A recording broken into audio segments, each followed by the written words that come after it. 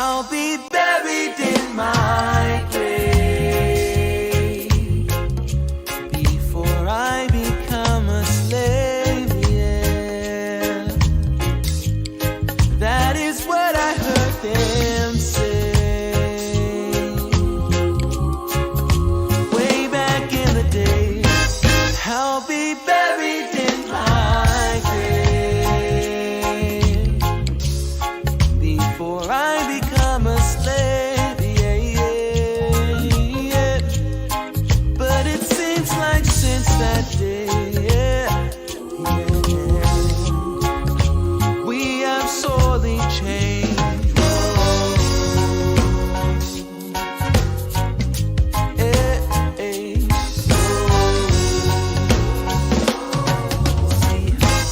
I'll be buried in my grave before I become a slave, yeah, yeah. That is what I heard them say, yeah. Way back in the day. I'll be buried in my grave, yeah, before I become a slave, yeah, yeah, yeah. But it seems like since that day, yeah, we have sorely changed. Whoa. Hey, hey. Whoa, oh, oh, oh, oh, oh,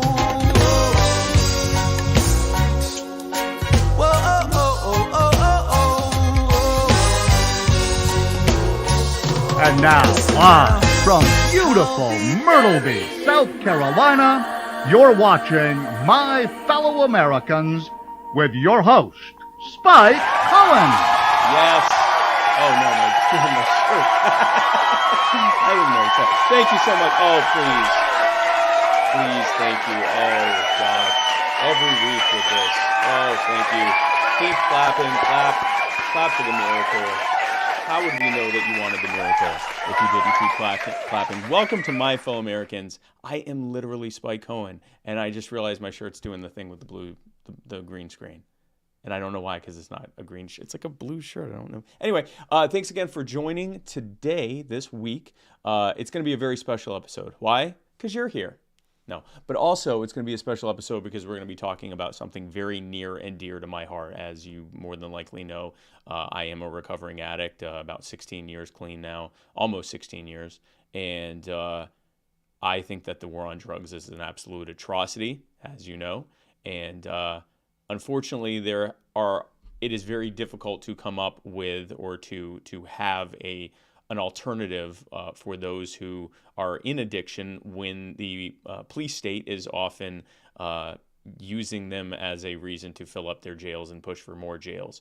And we're going to be talking to someone who is reversing that and saving a lot of lives in the process. I've been looking forward to this for quite some time. As you know, this is a Muddy Waters media production. Check us out everywhere. All social media platforms, all podcasting platforms, muddywatersmedia.com, and obviously including however you are watching or listening to this right now. And however you are watching or listening to this right now, be sure to like it, like us, follow us, subscribe to us, whatever the thing is called on whatever you are watching or listening to this on. Be sure to do the thing that lets you be notified of our comings and goings on that platform. And if it's on YouTube, be sure to hit the bell. Don't just press subscribe, hit the bell next to it, because I want your phone to literally explode with notifications every single time we go live.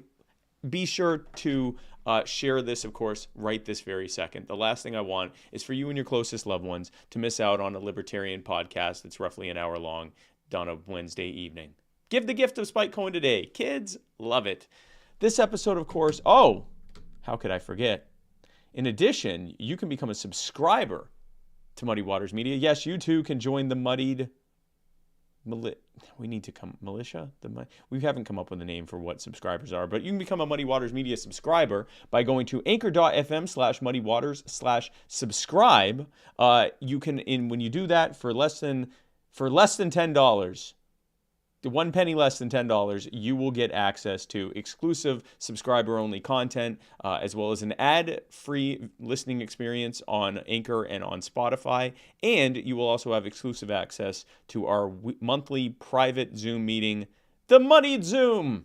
That's what we call it. So be sure to do that. Anchor.fm/muddywater/subscribe. Join today. Become a part of the Muddied family, the Mud people. We have to settle on a name. This episode, of course, is brought to you by the Libertarian Party Waffle House Caucus, the second largest caucus in the party and the fastest growing caucus in the party. And yes, that is real and true. That is everything I said is true. So become a part of the movement that is taking over the liberty movement by joining the exclusive Facebook group. And by exclusive, I mean we'll let anyone in there. Just watch. When you press join, you will be a member. It's the Facebook group Libertarian Party Waffle House Caucus, or if you'd like to become an official voting member, which means nothing because we don't vote on it. It's a meme group. If you want to join this thing, or if you want to have some stuff with this sweet ass logo on it, be sure to go to the Muddy Waters Media store, muddywatersmedia.com, and press the store button, and you can pick up a Waffle House Caucus shirt or button. The Gravy King.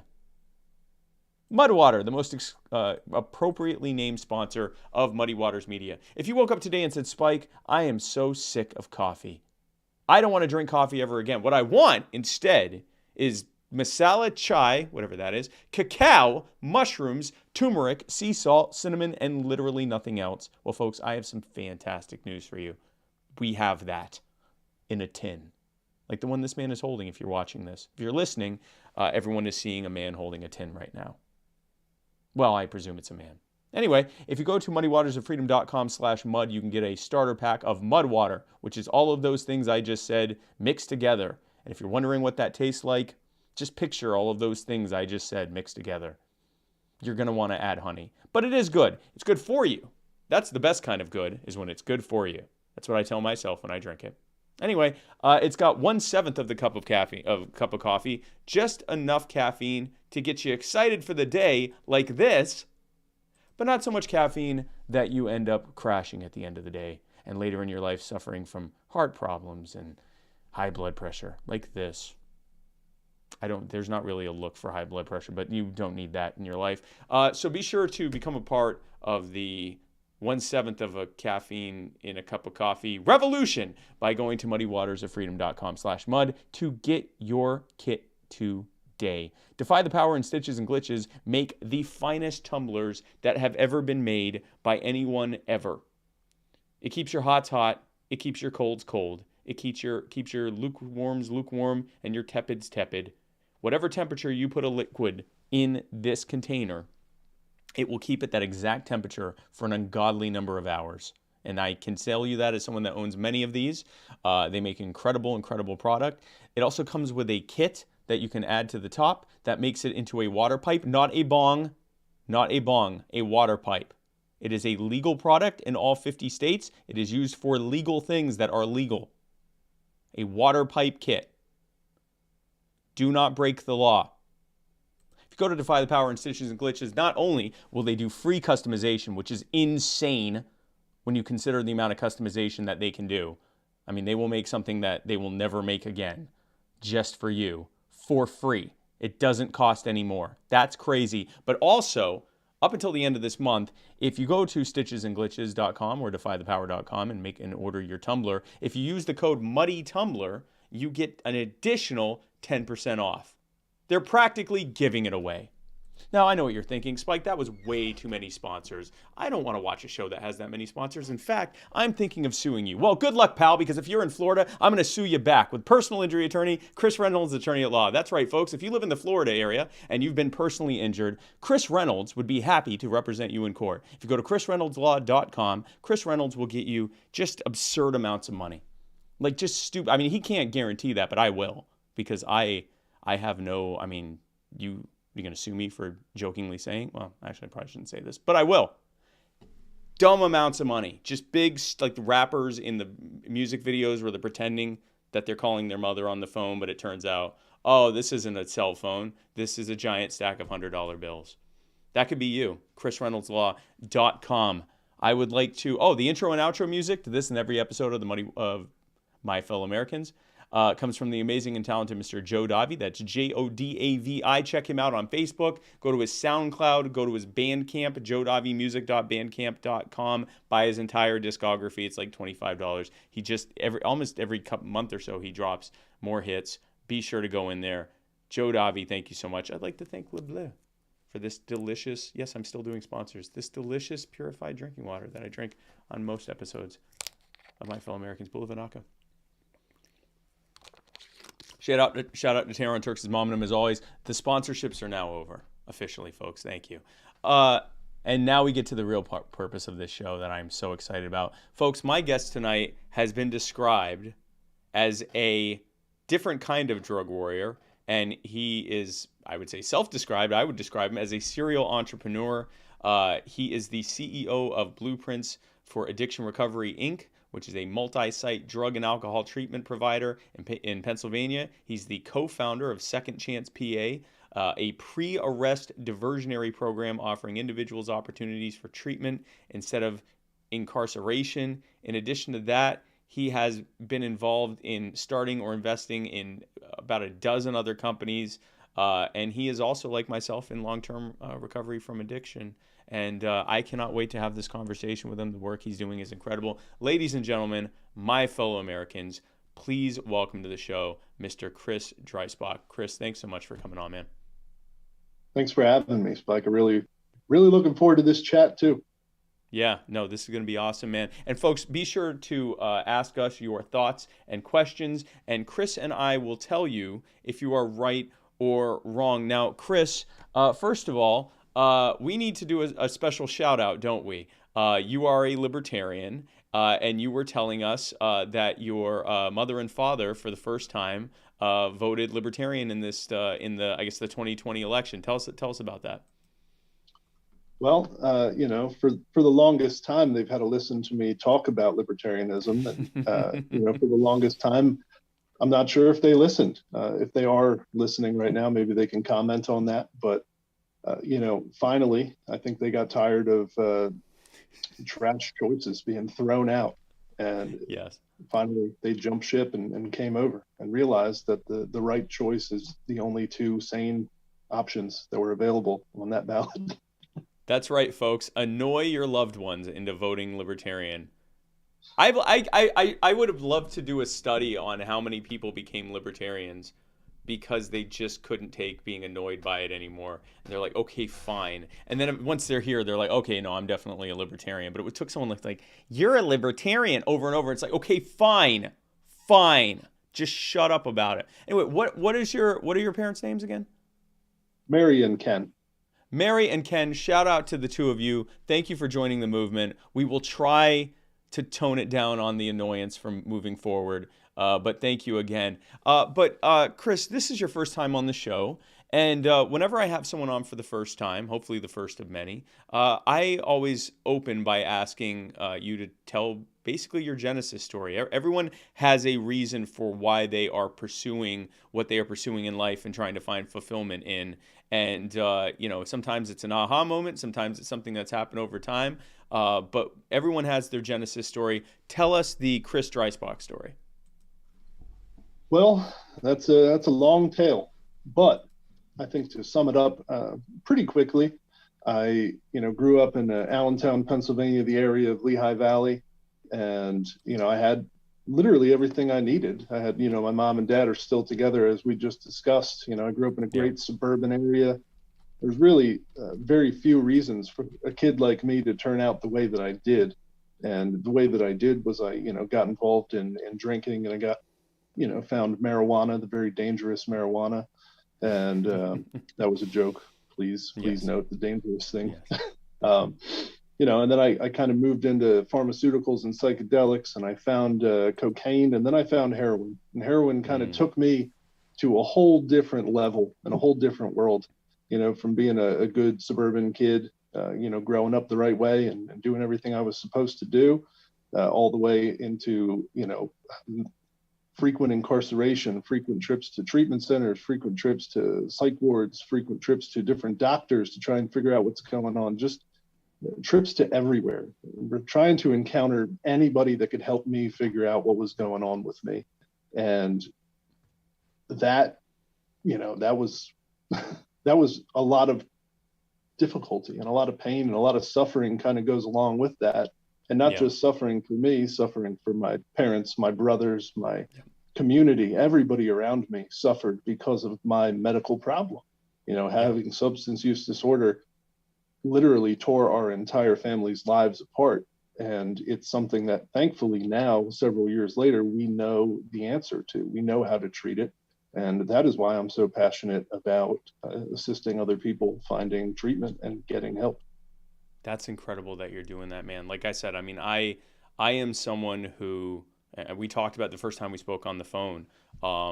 It's truly one of those, there but for the grace of God things. I could have ended up in prison and going through the criminal justice system. And fortunately for me, I never did. I was one of those lucky people that just never got caught at the wrong time. And as a result of that, I was able to get help, but not having to, deal with the after effects of that. Now, I know, unfortunately, that wasn't your situation. You actually did have some run-ins with the criminal justice system that have led you to want to come up with a better alternative. Why don't you talk about that a little bit, and we can get into what you're doing to make sure your story never has to be anyone else's story.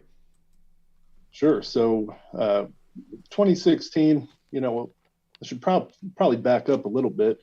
I finally, after 3 trips to jail, several trips to treatment centers that were lackluster at best, I finally landed in Lancaster, Pennsylvania, where I still live. And I was given at least enough therapy to at least allow me to begin my life over again. And if you think about it for a second here, when I got to Lancaster, I was a 20-year-old kid. I was 20 years old in 2007. And, when I got here to Lancaster, I had $20,000+ in court costs, fees, fines, babysitting fees, all the way down to my parole officer's Red Bull from when he came to pick me up for court the one time. That was on my court cost thing. And, I got here to Lancaster. I was 20 years old. I had felonies, several misdemeanors, a bunch of summaries, just an ugly, ugly record with $21,000 plus the court cost, fees, and fines. And, anytime you ask an average person to dig out of a hole like that, it's not going to be simple. It's going to be extremely difficult, if not impossible for most people. And that's how it felt to me. It looked impossible when I was looking at the future of my life. I felt like I was on this vicious cycle where I was going to go to jail and I was going to get out and I was going to go back to jail and I was going to fail and I was going to get out and I was going to fail over and over and over ad infinitum until the end of time. And at 20 years old, that's all I saw on the horizon. And that is one of the saddest things to think about, that a person at 20 years old is, should be at the beginning of their life and doing all of those things that people get to do, like go to college and develop relationships with people and work and do those things. I didn't really have that. So $20,000 in debt. And I know it's on the scale of things minuscule, but it's truly insult to injury. They charged you for the Red Bull. Yeah, a couple of them actually, but it was pretty funny. Which is, again, on this, it's like, okay, 20,000 plus $7 for all the Red Bulls or whatever. But just the fact that it's like, no, actually you're paying for every single aspect of this. And it's like you said, if you went up to almost anyone in this country right now and said, imagine if tomorrow you owed 20 grand in addition to whatever else you got going on, you just 20 grand, you got to pay it. And you're going to have problems. If you don't pay that, if you're not paying that in the structured way that they've told you to pay it, oh boy, are the problems you're going to have. Forget foreclosure, you're going to be back in. Yeah. You just go back to jail. So not anymore. Thankfully, they've changed that, at least around here a few years ago. But when it was happening to me, the penalty for not being able to pay was you go back to jail. The penalty for not having a job is you go to jail. The penalty for all the things that you have to do is you go back to jail. But the great dilemma is, having come out of jail, I can't get a job. To this day, I'm still not qualified to work at McDonald's because of my criminal record. Right. I am the CEO of a licensed medical facility. I'm also a licensed real estate agent and all these other things, but I'm not qualified to work at McDonald's. And there's just something so intrinsically wrong with anything like that, that it infuriates me. Not because of me. I've been able to do a whole lot for myself, but it infuriates me for the people who aren't able to do that. The people who are just stuck in that hole. And it blows my mind that we can't forgive. We can't forgive and forget. We can't let people move on with their lives when they've paid their fines, they've paid their fees. I paid my time. I did all the things that I was supposed to do, but I'm saddled for the remainder of my days as a dangerous criminal.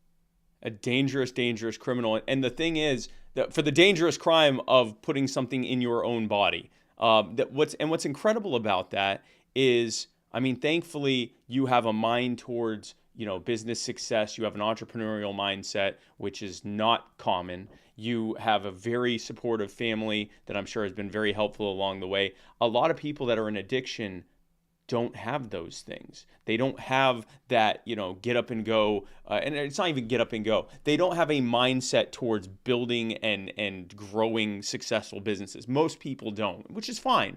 But if they can't work for someone else and they don't have that mindset for starting their own business, they're pretty much screwed, especially when they're often not allowed to leave the state. They're not allowed to get certain licenses for, doing a trade. Like they really are limited in their options, and they often either don't have a supportive family, or even if their family is supportive, they're also mired in poverty or criminal justice problems and things like that. And it just becomes this vicious cycle. And then we're shocked that the recidivism rate is in the 80 and 90 percentile range for most crimes, especially drug-related crimes. Now, so you were saying, fast forward to 2016, and I think that's where we left off.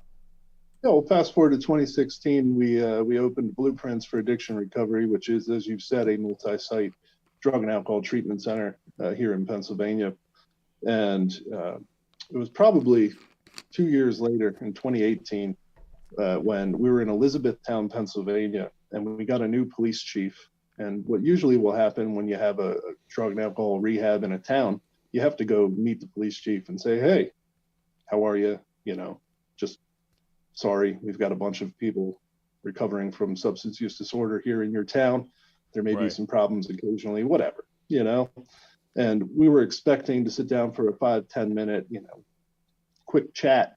And it turned into a 2.5 hour conversation about what we can do to work together to help people in the community. And I did not expect that in any way, shape, or form, because for the most of my youth, I looked at the police as my mortal enemy. I hated them because every time I encountered those guys, I got put into a cage, and I could not stand them. There's so much stigma between the police and people in the substance use community. Oh, yeah. That's really unnecessary, because what I've found, at least here in Lancaster County, Pennsylvania, our police are really forward-thinking helpers. I mean, we have encountered hundreds and hundreds of officers that are willing to do anything they can for the people in our area. And they latched onto this program within seconds of hearing about it. I mean, it was unbelievable when we were sitting down with Chief Cunningham and he was talking about what he wanted to do and what we wanted to do. It really meshed perfectly. So we sat down, and within a couple of weeks, we had developed this program, Second Chance PA, where we would supply certified recovery specialists, who are individuals who have been in recovery for at least 18 months, and then go through a certification process to learn a little bit more about how to identify with people, de-escalate situations, blah, blah, blah, blah. And those CRSs would be supplied to law enforcement and to the community 24 hours a day, 7 days a week, to respond anytime a citizen is in crisis. So anytime they encounter somebody who has substance use disorder, anytime they run into somebody who needs help, they have the opportunity to waive charges and get them into treatment. Now, thankfully, we have a very forward-thinking district attorney here in Lancaster County as well. Apparently so, yeah. Who was willing to waive those charges and allow the officers that discretion to be able to say this person needs help, not jail. That is incredible. I mean, it's awesome. It's wonderful that they're doing that. It's also, I mean, there are a lot of police departments, a lot of DAs. Their entire system, their entire careers are built on criminalizing addiction, empowering drug cartels, and then bilking them for revenue. Like, that's how they get their new cars. That's how they get their systems funded, is through basically skimming off the drug war and criminalizing a bunch of people that get caught in the crossfire of that drug trade, mostly addicts that are trying to support their addiction. So it's great that they're realizing this isn't just a thing you can skim off of. This is a problem that is destroying communities, and it needs to be addressed differently. Now let's walk through this. So tell me how this works. So let's say hypothetically I am in Lancaster, and I am I'm a drug addict, and or I should say I'm no longer in recovery. I've fallen off the wagon. I am either overdosing, or I get caught with a substantial amount or a personal use amount or whatever. We know how that usually goes. How does that go under the program that you've created, Second Chance PA, with these police departments and DAs? I'll tell you one of the stories from probably 2019. Okay. We had an individual who was in a place called West Lampeter Township, which is a nice little suburban township here in Lancaster. And that individual was driving his pickup truck back to his farm, because we have a lot of farms out here. And he had gotten pulled over for something, probably speeding, who knows. And it was found that he had 7.5 or some grams of methamphetamine on him, and a shotgun in the back of his truck, because a lot of people have shotguns around here. Of course. Yeah. For hunting purposes, probably. Yeah, no, of course. You're hunting. It's on a farm. I'm a felon. I have no idea. I'm not allowed to have a gun, think about a gun, be near a gun. I'm probably going to jail. What's a gun? A gun, you're saying? I don't even know what that is. Yes. So when you talk about the Second Amendment, that doesn't count for us felons. We're not allowed. I've never heard of that either. Them. So, but this guy, I won't drop his name, but great guy. He was struggling pretty bad. He was not doing well. And the officer that night knew it. They knew he wasn't doing okay. And they called us out and they said, hey, let's get this guy some help. And our CRS went on scene down in the cornfields, wherever the heck it was in West Lampeter Township. And they met with the individual and the officer. And the officer worked with the CRS to get that person into treatment that night. And I can tell you, 2.5, 3 years later, he's still doing extremely well. Still sober, living a perfect life. And, he loves the West Lampeter Township Police, because they could have put him away.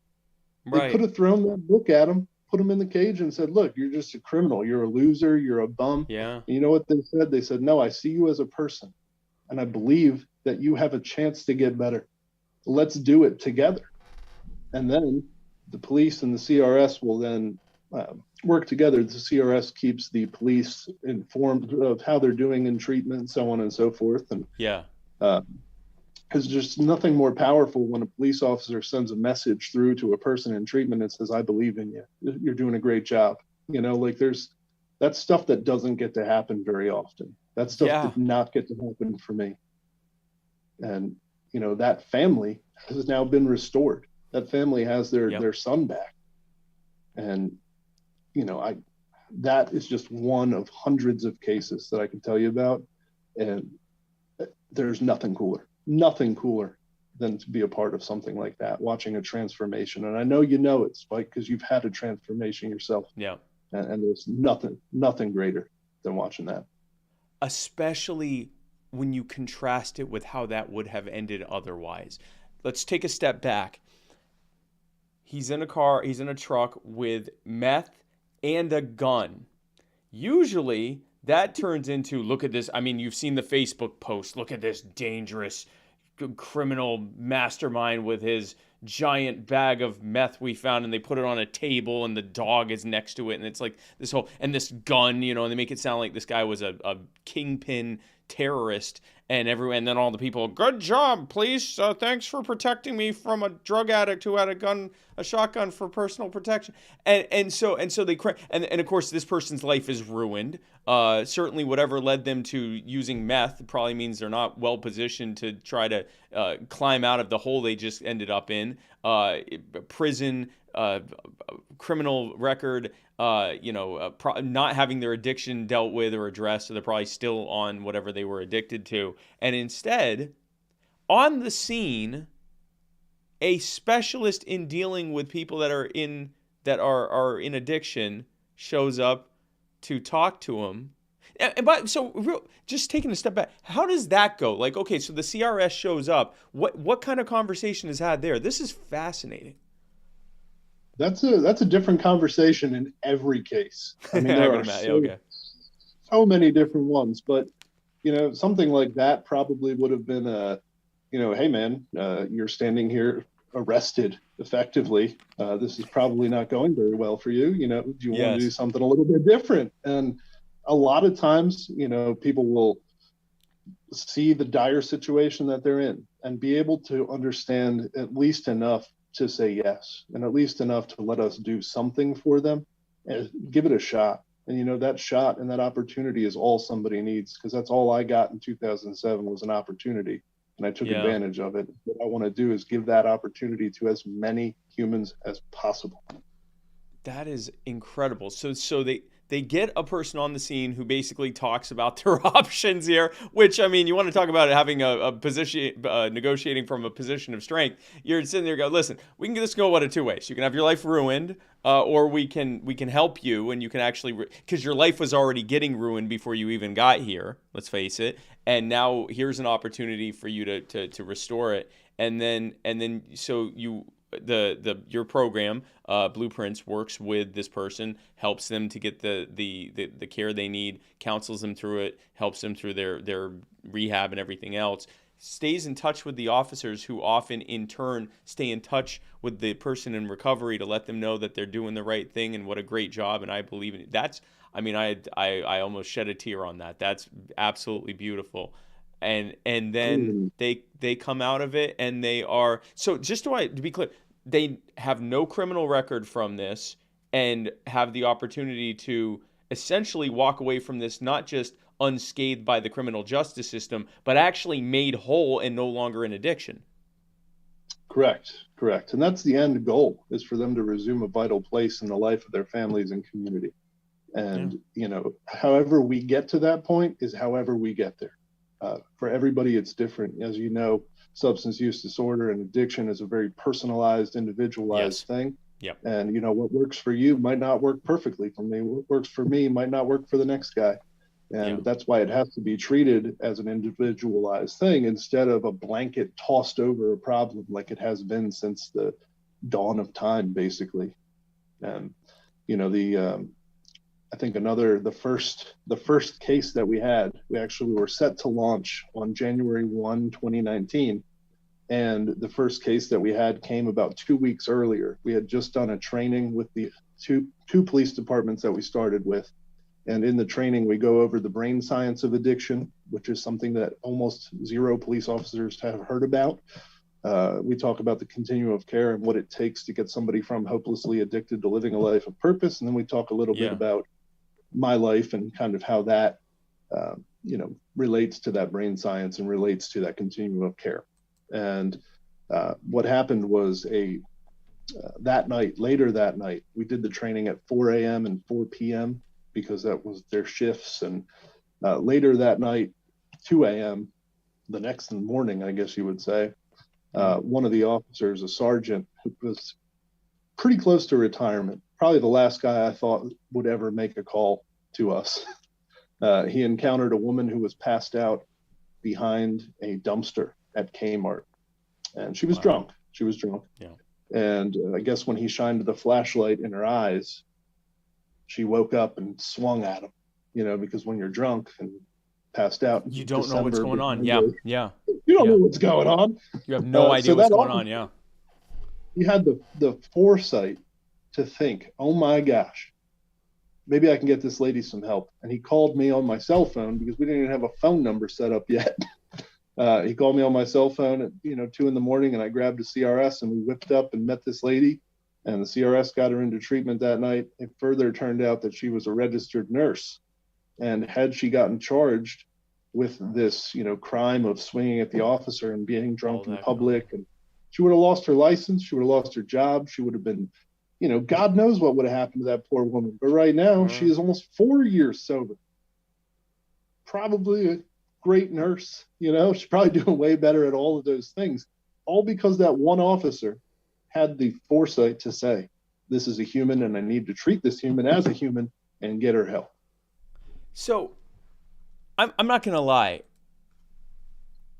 I'm amazed by how I shouldn't say I'm amazed. I'm happy about the success of your program and how it's getting people out instead of having them, criminalized. Just the opposite. It gets them back on their feet. We often don't talk about the cost of the war on drugs, but we don't talk about the opportunity cost. Now, we're libertarians, right? We know Austrian economics.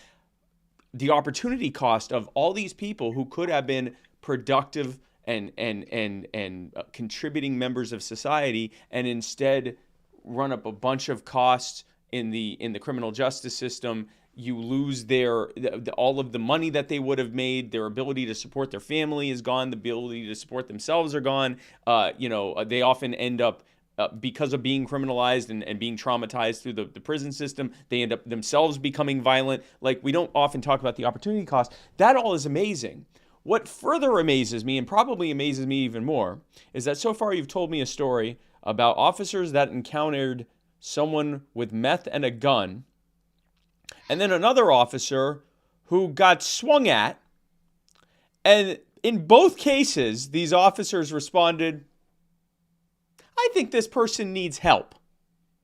Now, is that what do you attribute that to? That's just how the police are in your area? Or do you think that the work you've done with them has helped to humanize addicts to them? Like, what do you attribute that to? Because that seems insane.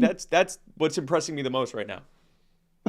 I think both. Okay. I think most, probably not all, but most police become police to be helpers.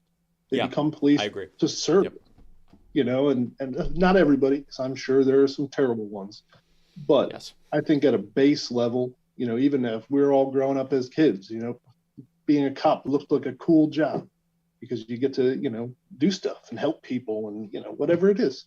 Yeah. I think that is there in most police somewhere, even if they're jaded, even if they've been on the job forever, that's still there somewhere. And I think the training that we provide gives it definitely a human feel, because you can see that I have been successful in my life and I am clearly standing in front of them, not struggling, hurting, dying, anything like that.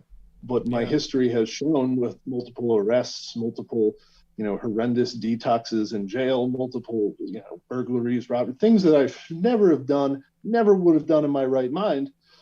They can see that there is recovery. Recovery is real and there is real hope. So I do think that plus the training and learning about the brain science of addiction and understanding that it's not a moral failing. It's not a willpower lacking. It's not anything not like that. Close. All the stuff that society and Nancy Reagan have told us it is, it's not that. So I do think that both of those things contribute to those officers being able to act like that. So you're not just restoring the lives of those in addiction, and the work you're doing isn't just doing that. You're restoring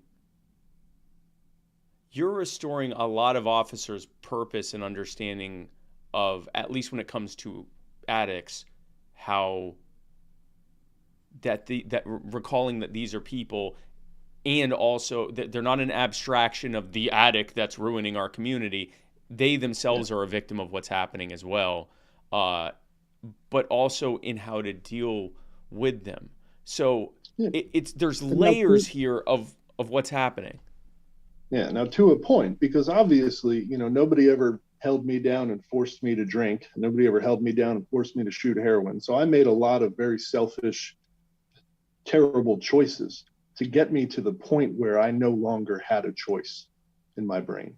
So I don't want for any second to think that we are taking the responsibility away from people. We are giving them responsibility to restore their lives. Absolutely not. That's just one of those things that a lot of people get stuck on with this, especially in the training, especially a lot of the older officers who have grown up through the Nancy Reagan era where just say no was the answer. And, those guys, they learn in that training that that's not the case. There is an actual neural pathway created in the brain of an individual who abuses substances of Yes. abuse.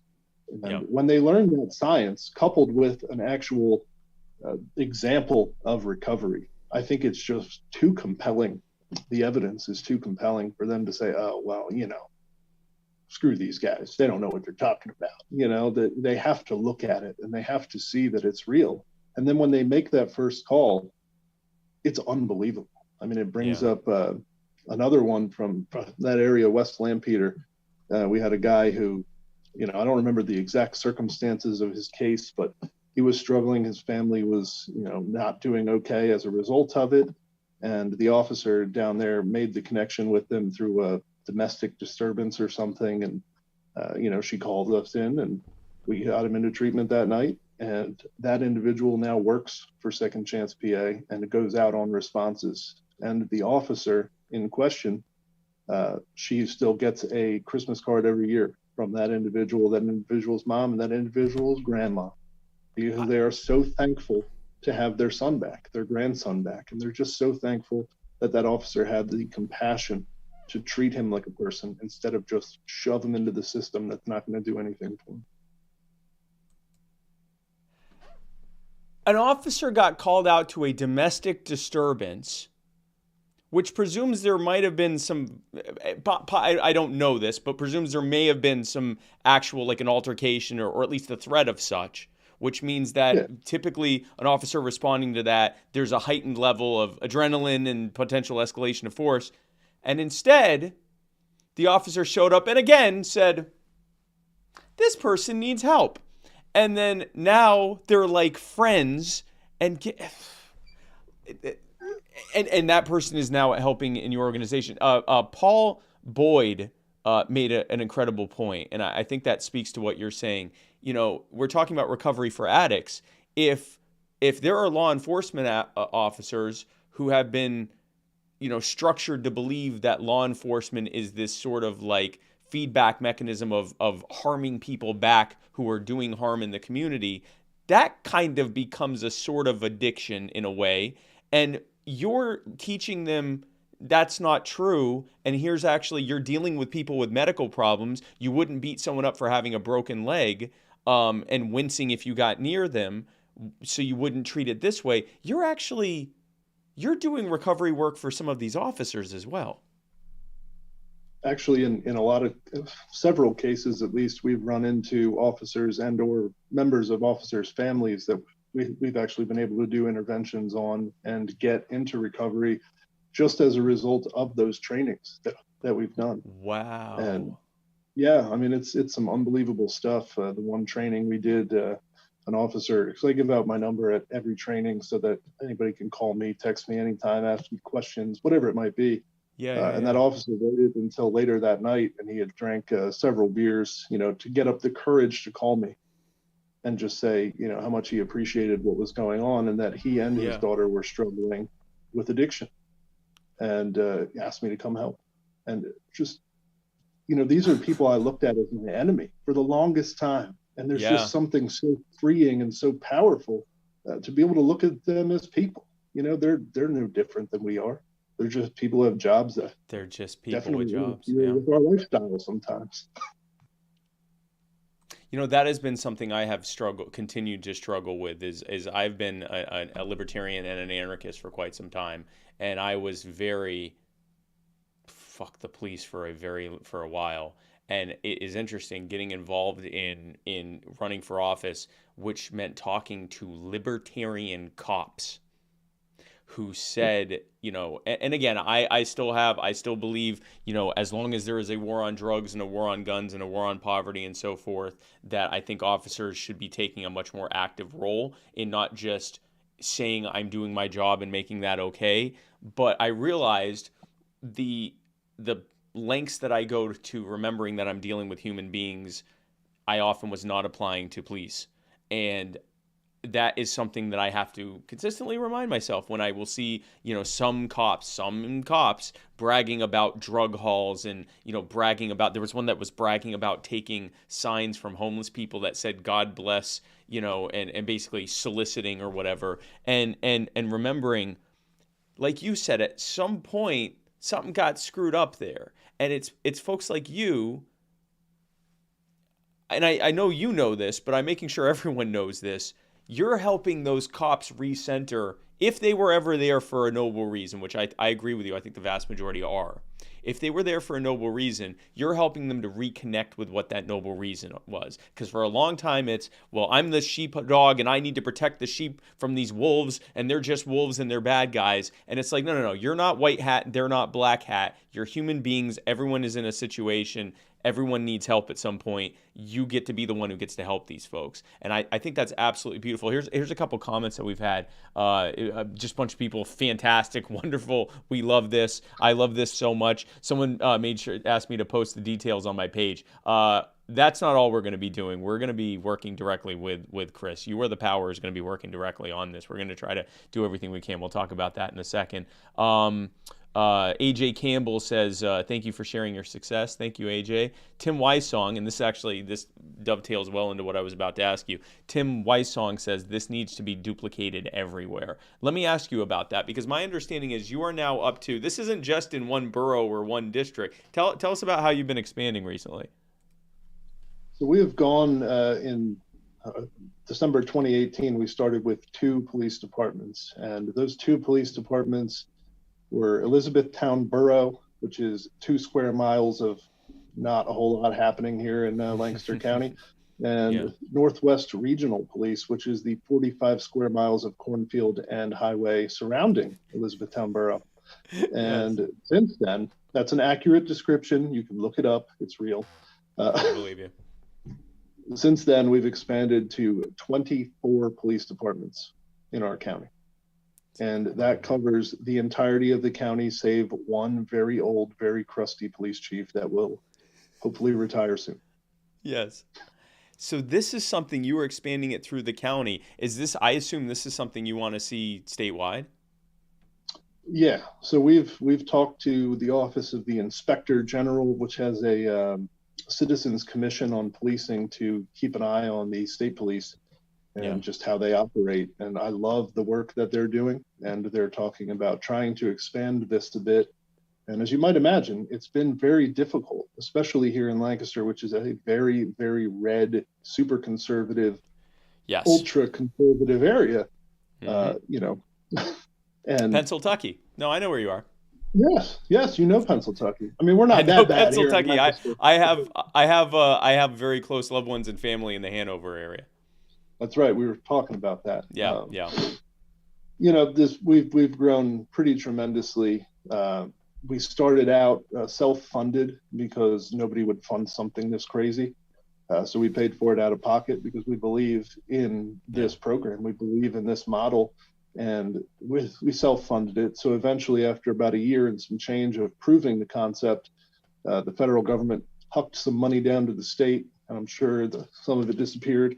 And then they hucked it down to the county level, and then they hucked it at us. And they gave us a grant to, expand the program, where we were able to add 4 additional responders because of this grant. And actually, they covered it for about a year and some change. Then we got in trouble for not spending all of the money, because apparently you need to spend all the money. So I thought I did a great job saving $80,000. That was not correct. So we lost the grant. We went back to self-funding. Wait. I have to stop you there for a second. I have to stop you. Okay. Hold on. Okay. No. Okay. Then the county picked it up because our county is awesome, and it is now a covered service in the county. So go ahead, please. No. And that's great that the county, sounds like your county is like the best government ever. But I just wanted to, at least when it comes to this, I just want to be very clear about something. What Chris just told all of you is that because he tried to save taxpayer money, the feds in the state went, no, absolutely not. No, we're never giving you money again. You're supposed to spend every penny of that. It wasn't the state. It was the feds. The feds. The feds were like, no, Your account, no, you have to spend every nickel of this, or you were never getting a. That is, I mean, that's on brand for the federal government. So you now have this going. You are expanding it across your county, and hopefully, and even possibly into the. Can you imagine if the Pennsylvania state troopers start doing this? We're actually very close to getting the troop in Lancaster on as a test run. So we're getting close. It's just very difficult because they're very militarized and they only listen to the person above them. Yes. And there's very little, thought put into it unless you're the people at the top. And now the people at the top are starting to listen and starting to understand what we have going here and how we can take a lot of their problems away from them. If you think about it, every single time they make a referral to us, that individual's gone. That individual's not even able to reoffend because they're out in treatment. They're getting better. They're in the hospital. They're wherever they're supposed to be. And it's not just go to jail for one night, get popped back out, relapse immediately, start offending again. I think they're starting to realize that this is going to crush the recidivism. This is going to take a lot of the busy work off of their plates and let them focus on the stuff that I would hope to focus on, not getting shot when I drive around Pennsylvania, Yes. I like not getting shot.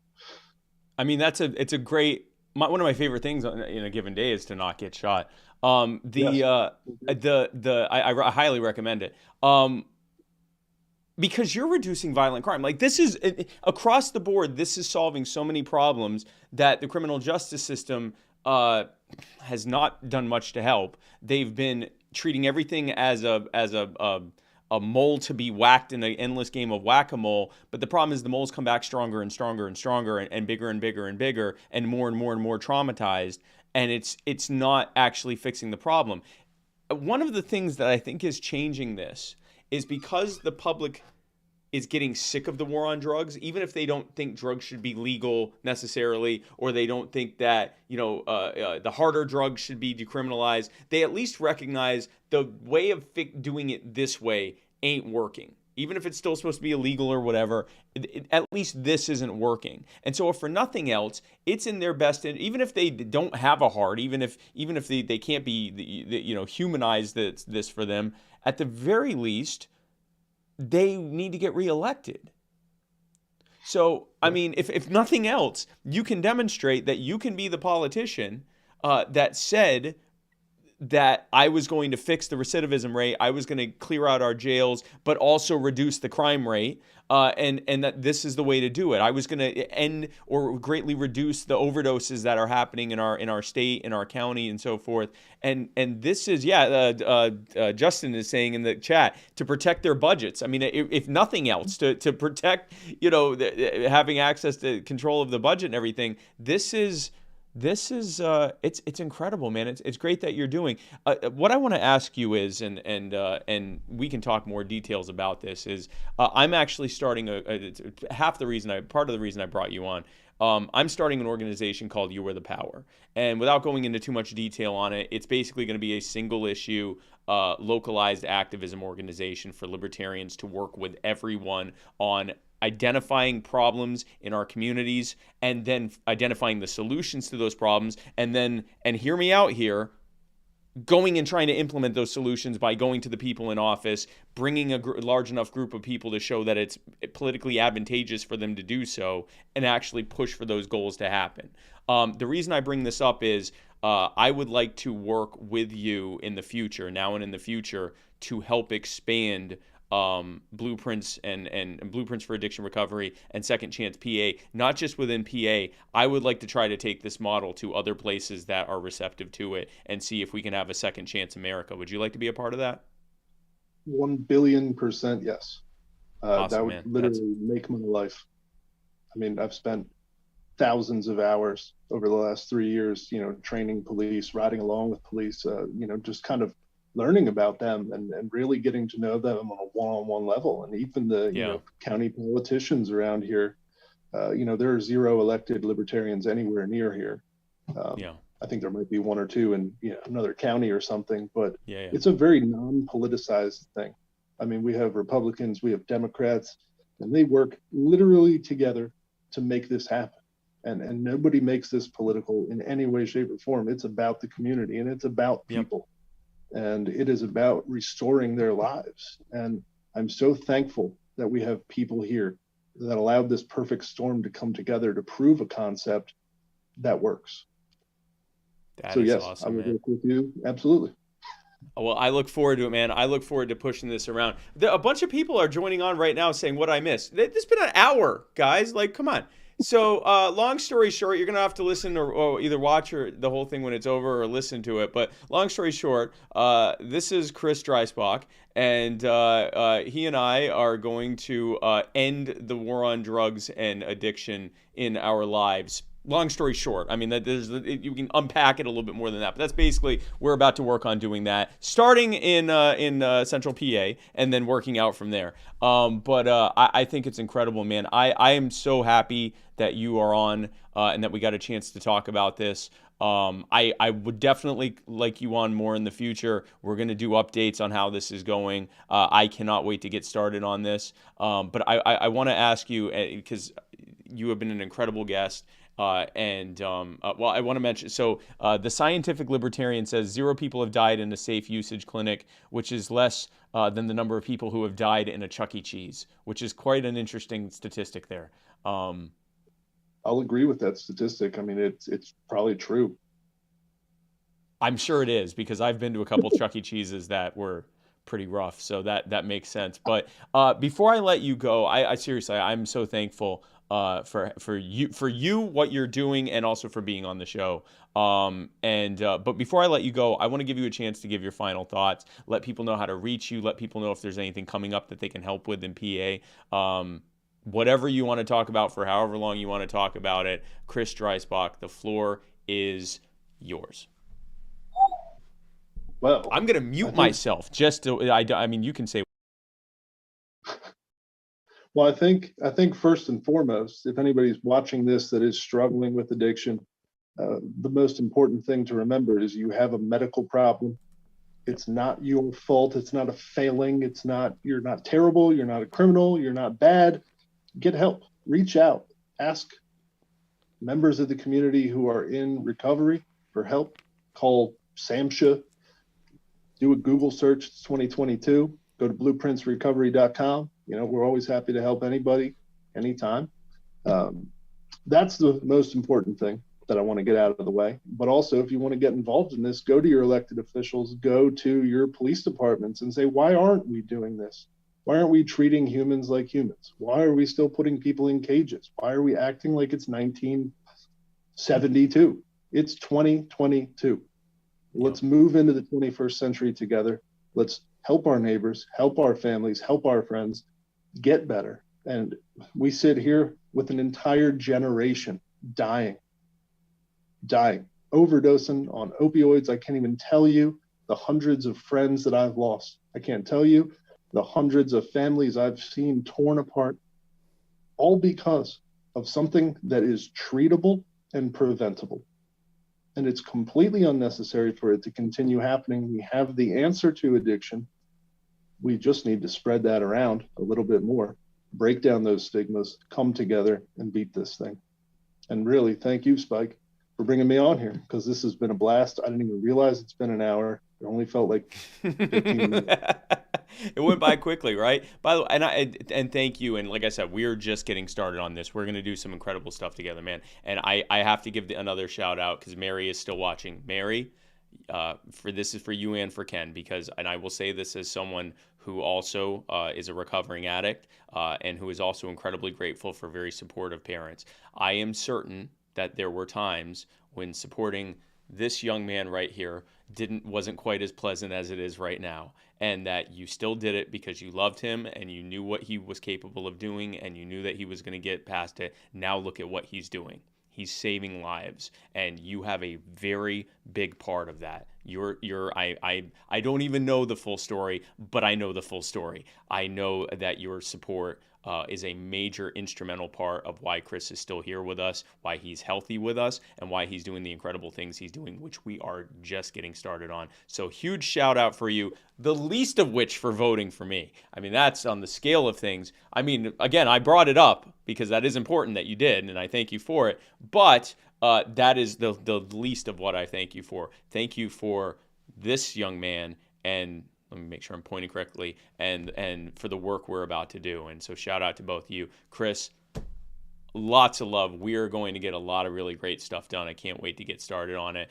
Samara Covarrubias, I hope I'm saying that correctly. She wants to expand this to Ohio. Liberty Shamrocker said the same thing. That's the right next door. So no, this is all we are gonna, folks. This is a lot of restoration we are about to do, and I'm excited to do it. Chris, thanks again for coming on, man. I really, really appreciate it. Thank you. Thank you. Absolutely. Stick around, man. We're going to talk during the outro. Folks, thanks again for joining this incredible episode of My Fellow Americans, and thank you. Thank you. She said she's proud of both of us. Mary said she's proud of both of us. Thank you, Mary. I'm proud of you as well. Thank you. But thank you for joining this episode of My Fellow Americans. Definitely stay tuned. Follow Blueprints for Addiction Recovery. Follow Second Chance PA. Be sure to follow them, share their content, make sure people know about them, spread the word about this. We're going to do some incredible stuff. Dakota Logan says, want to see this happen in Arkansas. We want to do this everywhere, guys. So Justin says smash the like button wherever you see this guy and his stuff. Like, follow, subscribe, and the rest of that. But again, folks, thanks so much for tuning in. We are going to keep you updated on this, and we're just getting started. Be sure to tune in tomorrow, Thursday at 8 p.m. Eastern, for the Writer's Block, where my Muddied Waters co-host Matt Wright has his show. His guest is Andrew Heaton, and they're going to be talking a very, very deep conversation, a very, very cool conversation about foreign policy, specifically in regards to Ukraine and Russia. It's already pre-recorded, so I already know how awesome it is. You do not want to miss that. Friday at 2 p.m. Eastern is a matinee episode of Mr. America, The Bearded Truth with Jason Lyon. Always a great episode. Be sure to tune into that. And then we will see you right back here. Next Wednesday is actually going to be the Muddy Waters of Freedom. We're not having an episode of My Fellow Americans next Wednesday. That'll be the following Wednesday, but we will see you right back here. Same spike place, same spike time for another episode of the Muddy Waters of Freedom, Wednesday at 8 p.m. And then the following week, I'll be back with my show, My Fellow Americans. But again, folks, and I always forget to do this. Subscribe. Become a subscriber. Subscribe. Become a subscriber. Less than $10 a month. All sorts of stuff. I forgot to tell you earlier that you get a discount at a bunch of different stores and the Muddy Waters Media Store. It pays for itself. I'm practically giving it to you. That's how good of a deal it is. But again, thank you again for being a part of My Fellow Americans. I love you. Can't wait to see you again. And I will see you for the next episode. I'm Spike Cohen, and you are the power. God bless, guys.